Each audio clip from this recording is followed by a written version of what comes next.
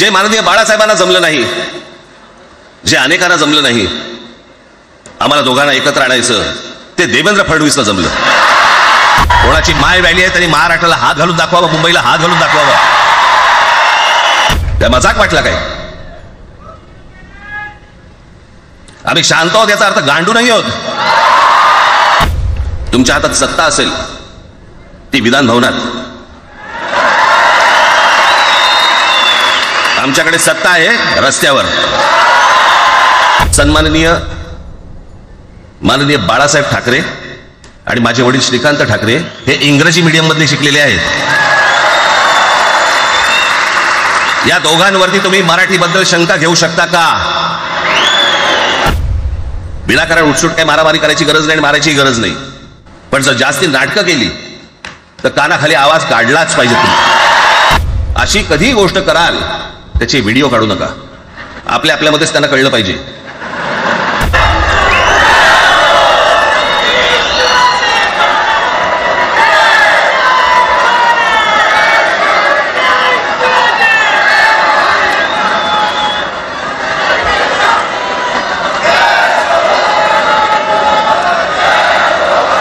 सन्माननीय उद्धव ठाकरे,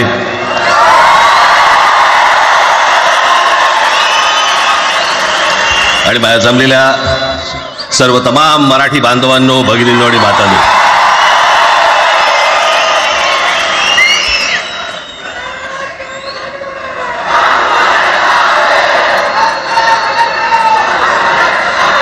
खरं तर दोघांची भाषणं संपली ना की एकत्र आरोळ्या ठोका.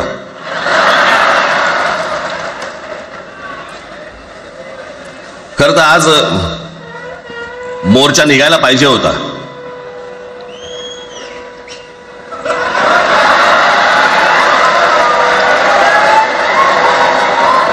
तोंडानेच आहे ना?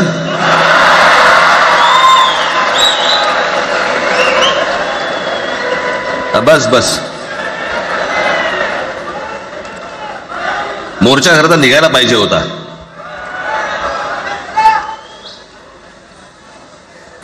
मराठी माणूस कसा सर्व बाजूने एकवटतो याचं एक चित्र मोठ्या प्रमाणावरती उभं राहिलं असतं.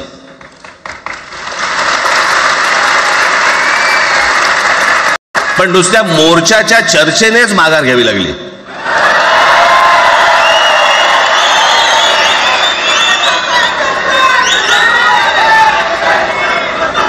खरं तर आजचाही मेळावा हा खरं तर शिवतीर्थावरती मैदानात व्हायला पाहिजे होता. मैदान ओसंडून वाहिलं असतं अख्खं. पण पाऊस आहे, पावसामध्ये सगळ्या ठिकाणी अशा प्रकारचे काही जागा मिळत नाहीत फारशा मुंबईमध्ये, आणि म्हणून मला आज तुम्हाला सर्वांना इथे यावं लागलं. मी बाहेर जे उभे आहेत त्यांची मी दिलगिरी व्यक्त करतो की त्यांना आतमध्ये येता नाही आलं, परंतु आता काही स्क्रीनवरती आठवा.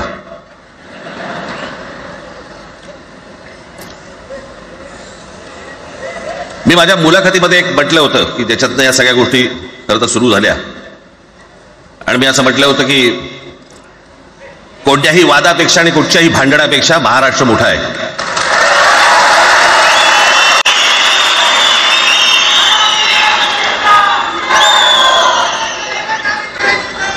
जे माननीय बाळासाहेबांना जमलं नाही, जे अनेकांना जमलं नाही, आम्हाला दोघांना एकत्र आणायचं ते देवेंद्र फडणवीसला जमलं.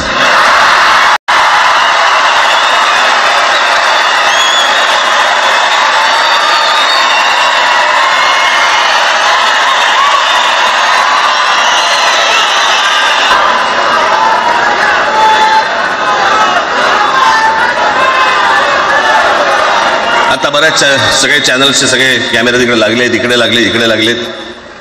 आता संध्याकाळी सगळं सुरू होईल. आता काय वाटतं, काय दोघांची बॉडी लँग्वेज कशी होती? कोणी कमी हसलं का, कोणी जास्ती हसलं का, कोणी बोलतायत का? आपल्याकडे मूळ विषय सोडून इतर गोष्टींमध्येच फार रस असतो अनेकांना. खरं तर आजचा हा मेळावा मोर्चालाही तीच घोषणा होती, आजच्या मेळाव्यालाही तीच घोषणा आहे की कुठचाही झेंडा नाही, मराठी हाच अजेंडा.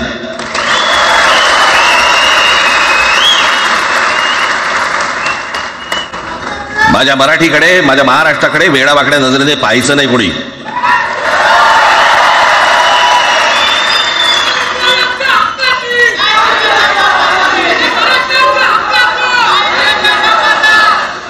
ठरलं ना आपलं, सगळ्यात शेवटी द्यायच्या घोषणा.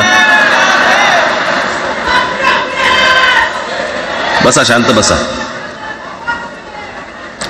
खरं तर हा प्रश्नच अनाठाई होता, काही गरजच नव्हती. हे कुठून अचानक हिंदीचं आलं मला काही कळलं नाही मला.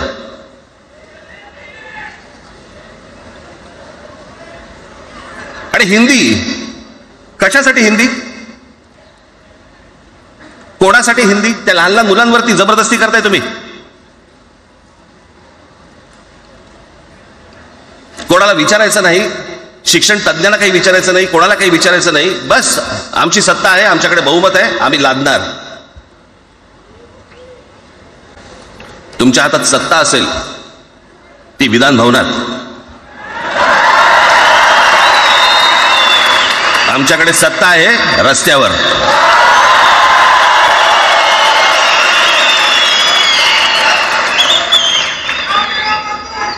एक पत्र लिहिलं, 2 पत्र लिहिली, नंतर ते दादा भुसे माझ्याकडे आले. मला म्हणाले की आम्ही काय म्हणतो एवढं समजून तर घ्या,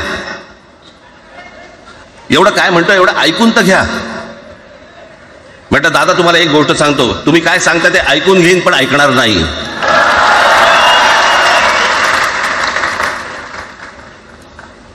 मराठीच्या विषयामध्ये त्याच्यात तुम्ही तिसरी भाषा लादताय, त्रिभाषा सूत्र. कुठलं त्रिभाषा सूत्र आणलं? त्रिभाषा सूत्र ज्या वेळेला आलं ते फक्त सेंट्रल गव्हर्नमेंट आणि राज्य सरकार, केंद्र सरकार आणि राज्य सरकार यांच्यामधल्या दुव्यासाठी म्हणून हे त्रिभाषा सूत्र फक्त आणलं. आज कोर्टातही नाही, तुम्ही हायकोर्टात जा, सुप्रीम कोर्टात जा, इंग्रजीमध्ये सगळ्या गोष्टी होतात. कुठे आहे त्रिभाषा सूत्र? मग मला सांगायला लागले म्हणे केंद्रीय शिक्षण धोरणामध्ये, त्या धोरणातही नाही ना, केंद्राच्या शिक्षण धोरणात, इतर कोणत्या राज्यातही नाही.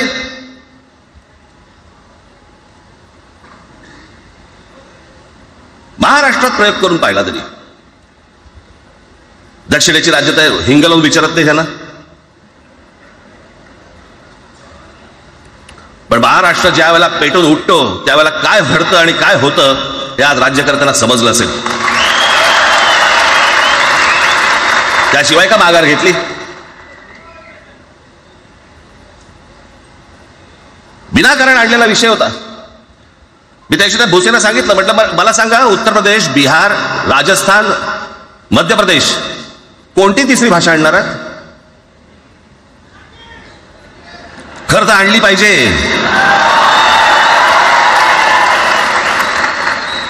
नाही गंमत बघा, हिंदी भाषिक राज्य आहेत ती आर्थिकदृष्ट्या मागास, आणि हिंदी न बोलणारी जी राज्य आहेत ती आर्थिकदृष्ट्या प्रगत, आणि वर आम्ही हिंदी शिकायचं. यांना हिंदीतून राज्य नाही सांभाळता आली, यांना राज्यांचा विकास नाही करता आला. जी हिंदी बोलत नाहीत त्या राज्यांमध्ये, हिंदी बोलत असलेल्या राज्यांमधनं नोकरी धंद्यासाठी लोक इकडे येत आहेत आणि हे म्हणतात हिंदी शिका. कोणासाठी शिकायचं? 5वी नंतर काय हिंदी चित्रपट सृष्टीमध्ये जाणार आहेत पोरगा? कोणासाठी शिकायचं? हिंदी भाषेबद्दल मला वाईट नाही वाटत, भाषा कोणतीही श्रेष्ठच असते, उत्तमच असते. मग ती मराठी असेल, गुजराती असेल, तामिळ असेल, पंजाबी असेल, बंगाली असेल, हिंदी असेल, अजून कुठचीही असेल. एक भाषा उभी करायला खूप प्रचंड तपश्चर्या लागते, खूप लोकांची मेहनत असते. एक लिपी उभी करायला खूप प्रचंड ताकद लागते.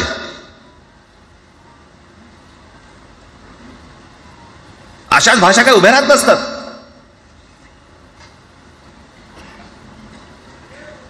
आणि या भाषेचं नवीन कुठून आणलं? त्याशी ते अमित शहा म्हणाले ज्याला इंग्रजी येतं त्याला पुढे म्हणे लाज वाटेल, म्हणे मला इंग्रजी येतं. अरे तुम्हाला नाही येत?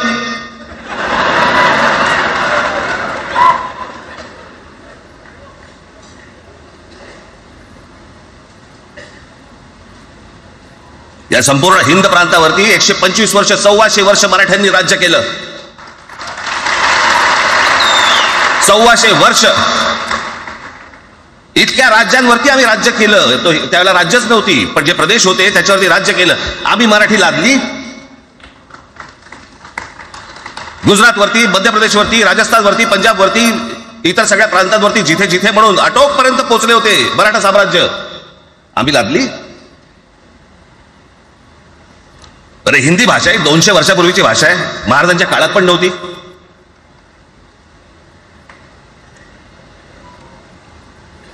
कशासाठी आणि कोणासाठी आणि काय करायचंय नेमकं?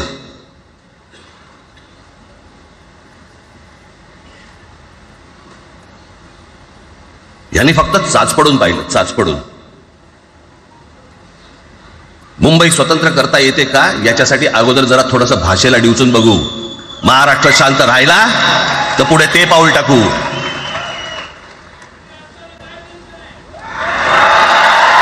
कोणाची माय व्हॅली आहे त्यांनी महाराष्ट्राला हात घालून दाखवावं, मुंबईला हात घालून दाखवावं.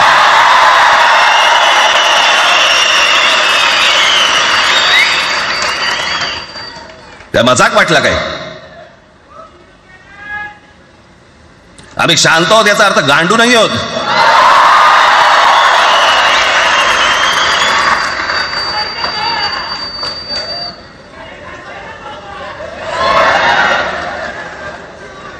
काही अंगावरती लादायचा प्रयत्न करतात आणि मग आता माघार घेतली ना, मग माघार घेतली त्याचं काय करायचं? मग वेगळ्या ठिकाणी वळवा सगळं प्रकरण. वेगळ्या ठिकाणी म्हणजे कुठे? ठाकरेंची मुलं इंग्रजी मीडियम मध्ये शिकली, बरं मग पुढे?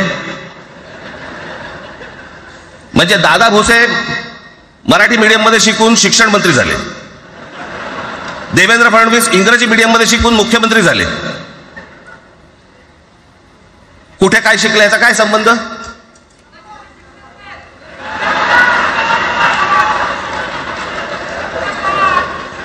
अहो कोणाकोणाची मुलं इथे परदेशामध्ये शिकतायत, याद्या आहेत आमच्याकडे.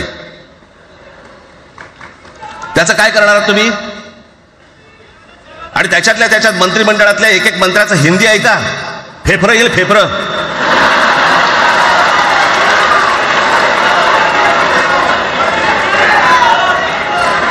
हे असले प्रश्न महाराष्ट्रातच विचारले जातात. आता मी तुम्हाला अजून एक गोष्ट सांगतो.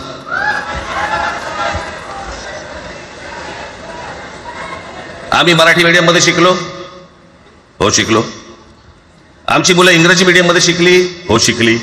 मग याच्यावरती तुम्ही प्रश्न काय उपस्थित केला? ह्यांना मराठीचा पुळका कसा? हे इंग्रजी मीडियम मध्ये टाकतात. बरं, सन्माननीय माननीय बाळासाहेब ठाकरे आणि माझे वडील श्रीकांत ठाकरे हे इंग्रजी मीडियम मध्ये शिकलेले आहेत. या दोघांवरती तुम्ही मराठी बद्दल शंका घेऊ शकता का?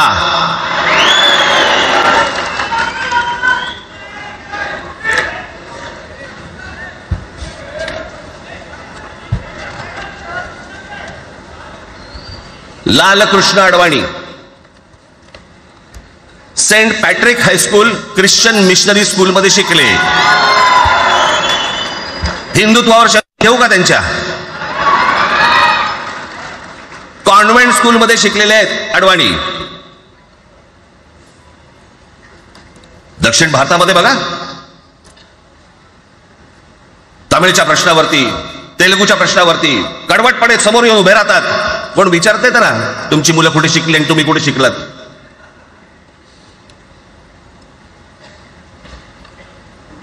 उद्या मी हिब्रू भाषेत शिकीन आणि मराठीपणाचा कडवट अभिमान बाळगीन. काय प्रॉब्लेम आहे?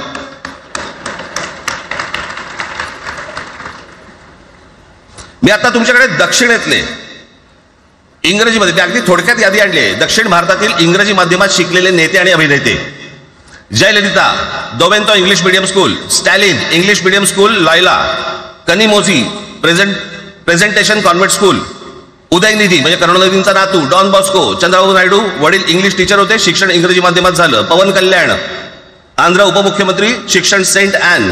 नारा लोकेश NTRचा नातू चंद्रबाबूंचा मुलगा, Stanford school. Kamal Hasan Santhome high school अभिनेता विक्रम मॉटफोर्ड स्कूल, अभिनेता Suriya English medium, AR Rahman आधी पद्मशेषाद्री बालभवन आणि नंतर मद्रास क्रिश्नरी हायस्कूल. परवा दिवशीचा एक प्रसंग सांगतो. एका व्यासपीठावरती तामिळनाडूमध्ये AR रहमान व्यासपीठावरती उभे होते, काहीतरी कार्यक्रम होता, त्या बाई तमिळमध्ये बोलत होत्या. अचानक ती बाई हिंदीत बोलायला लागली. त्याच्यावरती रहमानने तिच्याकडे असं बघितलं, बोलला हिंदी, आणि व्यासपीठावरनं खाली उतरला.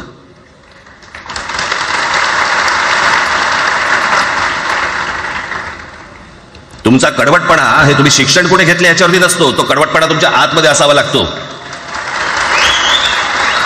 म्हणजे बाळासाहेब इंग्रजी मीडियम मध्ये शिकले, इंग्रजी वर्तमानपत्रामध्ये व्यंगचित्र काढायचे, पण मराठीचा अभिमान याच्या बाबतीत कधी तडजोड नाही केली.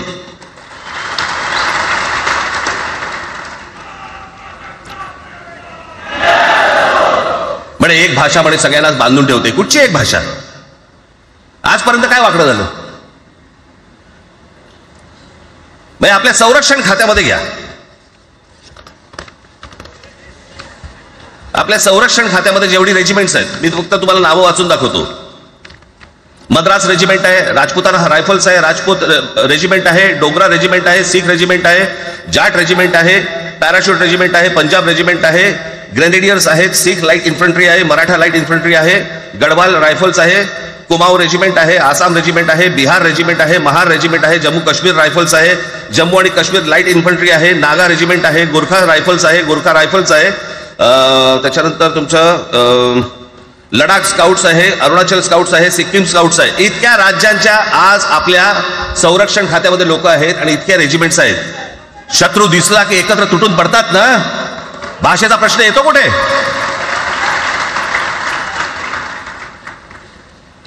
या देशामध्ये जेव्हा भाषावार प्रांतरचना झाली तीच या गोष्टींसाठी झाली ना, की प्रत्येक भाग तसे भाषांचे होते म्हणून. मग या सगळ्या गोष्टी का सुरू केल्यात तुम्ही? कशासाठी सुरू केल्यात? काय याच्या मागचं राजकारण? आत्ता सांगून ठेवतो. मीरा भाईंदरला त्याच्या काही इथे लिहिलं होतं काय गुजराती?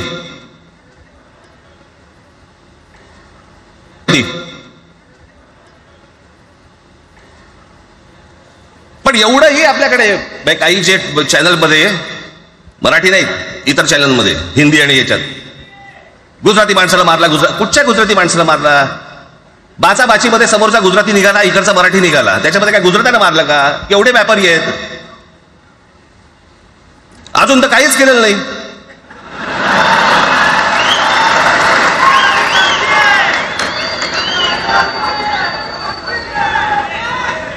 अर्थात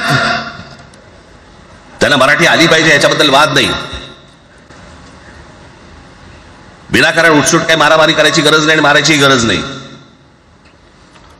पण जर जास्ती नाटकं केली तर कानाखाली आवाज काढलाच पाहिजे तुम्ही. पण चूक त्यांची असली पाहिजे.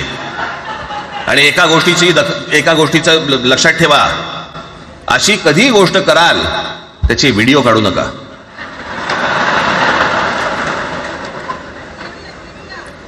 आपल्यामध्येच त्यांना कळलं पाहिजे. कळलं का?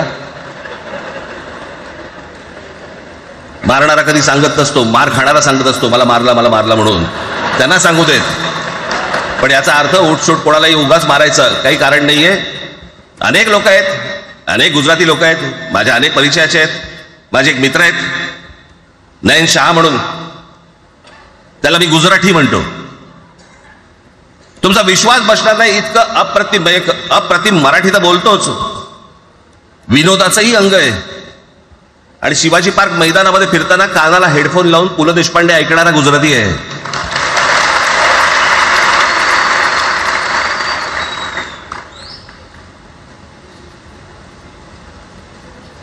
मी मगाशी तुम्हाला सांगितलं की हे मराठीचं बाळकडू, आमच्यासाठी ते बाळकडूच होतं.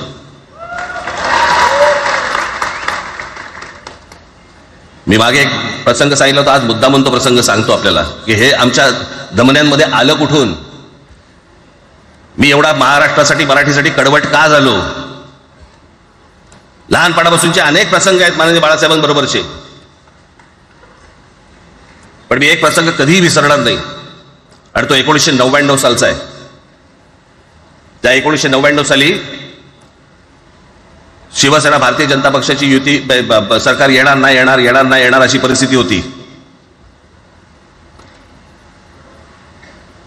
पवार साहेब त्यावेळेला त्यांनी राष्ट्रवादी काँग्रेस पक्ष स्थापन केला होता. वेगवेगळे लढले होते आणि मग सगळ्या त्या वादामध्ये, शिवसेना भारतीय जनता पक्षाच्या त्या वादामध्ये काहीच होईना. दिवसामागून दिवस चाललेत परंतु काही होईना. एके दिवशी मी मातोश्रीला खाली बसलो होतो, दुपारची वेळ होती. अचानक 2 गाड्या लागल्या. साधारणपणे 3:30-4 वगैरे वाजले असते. ते जरा वेळेला नाव विसरतो तिथे, पुण्याचं कोणतो जावडेकर, प्रकाश जावडेकर आणि काही मंडळी आली. मला म्हणाले, राज बाळासाहेबांना अर्जंट भेटायचंय. म्हटलं आत्ता ते भेटणार नाही. म्हटलं ती त्यांची झोपायची वेळ आहे. नाही म्हणे अर्जंट आहे. म्हटलं नाही भेटणार. म्हटलं मी तुम्हाला सांगतो. म्हटलं काय विषय काय? म्हटलं मी बोलायचं काम करतो. म्हटलं काय विषय काय? त्यांना सांगा मुख्यमंत्री पदाचा विषय झालेला आहे. म्हटलं अच्छा, अरे वा. म्हटलं काय झालं? सुरेशदादा जैन यांना दोन्ही बाजूने आम्ही ठरवलंय की त्यांना मुख्यमंत्री करायचं. एवढं फक्त बाळासाहेबांना सांगायचं. ठीक. मी वर गेलो. रूममध्ये काळोख, शांतता. आम्ही अरे तुरेमध्ये बोलायचो म्हणून मी हाक मारली. म्हटलं हे काका गाढ झोपले होते. म्हटलं काका उठ. हे काका उठ. बघितलं माझ्याकडे.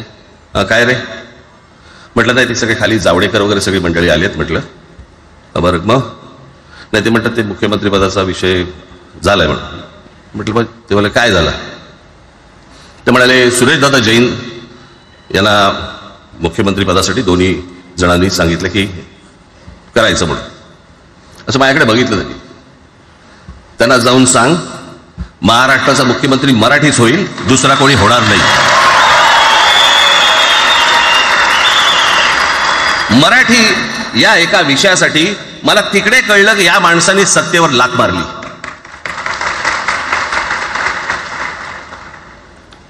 हे संस्कार ज्या पोरावरती झाले असतील तो मराठीसाठी तडजोड करेल काय? बाकी सगळ्या युत्या आघाड्या सगळ्या कुठच्याही गोष्टी होत राहतील. महाराष्ट्र, मराठी माणूस, मराठी भाषा याच्यावर तडजोड होणार नाही. कोणत्याही परिस्थितीत होणार नाही. याच्या पुढे देखील तुम्ही सर्वांनी सावध असणं पण गरजेचं आहे आणि सतर्क असणं पण तेवढंच गरजेचं आहे. पुढे पुढे काय काय गोष्टी घडतील, काय काय गोष्टी होतील कल्पना नाही. परंतु मला असं वाटतं की ही मराठीसाठीची एकजूट ही कायम राहावी आणि महाराष्ट्रामध्ये सन्माननीय माननीय बाळासाहेबांचं जे स्वप्न होतं ते पुन्हा साकारावं अशी एक आशा, अपेक्षा आणि इच्छा व्यक्त करतो आणि आपल्या सर्वांची मी रजा घेतो. धन्यवाद. जय हिंद, जय महाराष्ट्र. धन्यवाद राजसाहेब. मला एक सांगा, आपल्या सगळ्यांपेक्षा आज जास्त आनंदी कोण झालं असतं? आपल्या सगळ्यांपेक्षा आज जास्त आनंदी कोण झालं असतं? ज्यांनी मराठी माणसाला उभं केलं ते हिंदू हृदय सम्राट माननीय बाळासाहेब. आज त्यांची पुढची पिढी इथे मंचावर एकत्र येऊन मराठीचा गजर. मराठी जनतेचा रोष पाहून देवेंद्र फडणवीस सरकारने हिंदी भाषा सक्तीचा व त्रिभाषा सूत्रासंबंधीचा शासन निर्णय मागे घेतलाय. यामुळे महाराष्ट्र नवनिर्माण सेनेने व शिवसेनेने आज विजयोत्सव साजरा केलाय. मुंबईतील वरळी येथे दोन्ही पक्षांनी विजय मेळावा घेतला. दोन्ही पक्षांचे प्रमुख राज व उद्धव ठाकरे यांनी या मेळाव्याला संबोधित केलंय. दरम्यान मीरा रोड येथे मराठी बोलण्यास नकार देणाऱ्या दुकानदाराला महाराष्ट्र नवनिर्माण सेनेच्या पदाधिकाऱ्यांनी मारहाण केल्याचा दावा करत शहरातील अमराठी व्यापाऱ्यांनी नुकताच बंद पुकारला होता. या घटनेवर मनसेचे अध्यक्ष राज ठाकरे यांनी या मेळाव्यातून आता प्रतिक्रिया दिली आहे. राज ठाकरे म्हणाले की हिंदी भाषेच्या सक्तीबाबतचा निर्णय सरकारने मागे घेतला असला तरी पुढच्या काळात हे सत्ताधारी आपल्या जातीत विभागण्याचा प्रयत्न करतील. काल मीरा भाईंदर येथे कुठल्या तरी व्यापाऱ्याच्या कानशिलात लगावण्यात आली. या व्यापाऱ्याच्या कपाळावर लिहिलं होतं का की तो गुजराती आहे. मात्र काही हिंदी वृत्तवाहिन्या गुजराती व्यापाऱ्याला मारलं अशा बातम्या पसरवू लागले होते. मुळात बाचाबाची झाली तेव्हा तो गुजराती निघाला आणि मारणारा मराठी निघाला. एवढीच घटना होती. त्यावरून अशा बातम्या देण्याची आवश्यकता नव्हती. महाराष्ट्र नवनिर्माण सेनेचे अध्यक्ष म्हणाले की मी पुन्हा एकदा सांगतोय, अजून काहीच केलेलं नाहीये. त्यांना मराठी भाषा बोलता आली पाहिजे, यात काही वाद नाहीये. परंतु विनाकारण उठसूट कोणालाही मारामारी करायची गरज नाहीये. कोणी जास्त नाटकं केली तर त्याच्या कानशिलाचा आवाज काढलाच पाहिजे. मात्र चूक त्यांची असली पाहिजे, ही गोष्ट लक्षात ठेवा. तुम्ही जे काही कराल त्याचे व्हिडिओ काढू नका. त्यांच्यातच सगळं काही कळलं पाहिजे. मारणारा कधी सांगत नाही की मी मारलं म्हणून, मार खाणारा सांगतो मला मारलं. त्याचं त्यांना सांगू द्या. याचा अर्थ असा नाही की उठसूट कोणालाही मारायचं. त्यांना मराठी आली पाहिजे याच्यात मात्र वाद नाही. कारण मात्र कुणालाही उठसूट मारण्याचं काही कारण नाहीये असं राज ठाकरे म्हणाले. आता यावर तुम्हाला काय वाटतं? तुमचं मत कमेंट बॉक्समध्ये लिहायला अजिबात विसरू नका. आणि व्हिडिओ आवडला असेल तर जास्तीत जास्त शेअर करा. आणि आतापर्यंत मराठी जनता, आपण आपल्या या चॅनलला सबस्क्राईब जर केलेलं नसेल तर चॅनलला सबस्क्राईब करा.